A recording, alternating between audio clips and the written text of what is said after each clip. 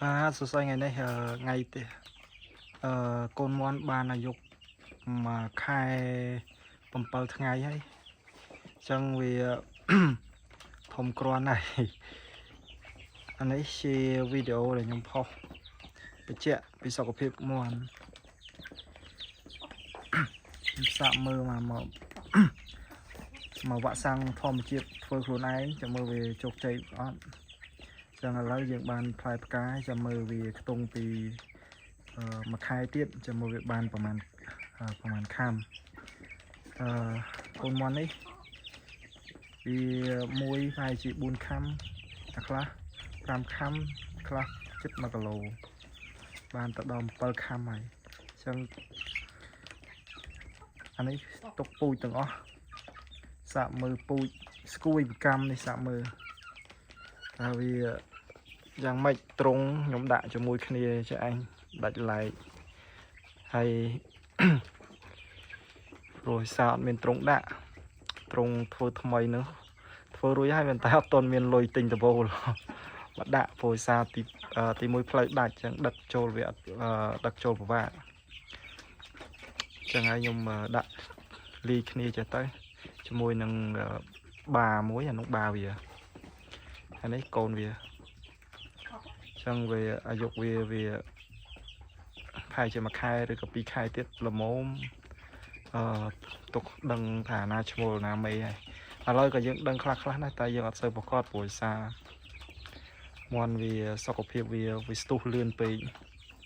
ហើយនេះមន់នេះខ្ញុំដាក់ចំណីវាមួយថ្ងៃតែម្ដងឯណាព្រោះសារខ្ញុំតនេមកខ្ញុំចូលពេលខ្លះតនេពេលព្រឹកខ្ញុំមកដាក់ពេលព្រឹកពេលខ្លះតនេពេលល្ងាចមកដាក់ពេលល្ងាចប៉ុន្តែចំណីកូនមន់នោះខ្ញុំដាក់ចឯងពេលមកខ្ញុំដាក់ប្រហែល1គីឡូអញ្ចឹងយើងគិតទៅ1គីឡូមួយថ្ងៃ1គីឡូ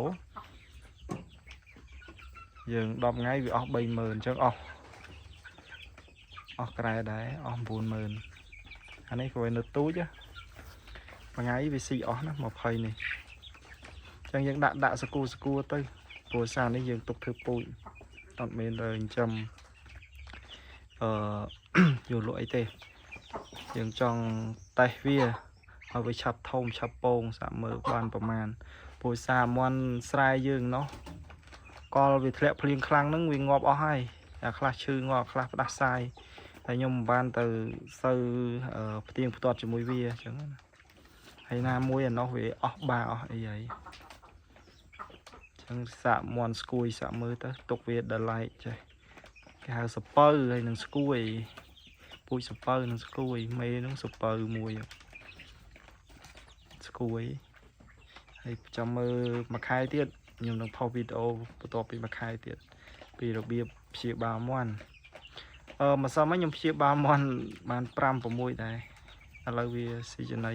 អានោះយើងធ្វើថ្នាំធម្មជាតិយើងមន់នោះដេកចិត្តងាប់សុខភាពវាល្អតែថារោពេលសម្អាតត្រង់អត់បានសម្អាត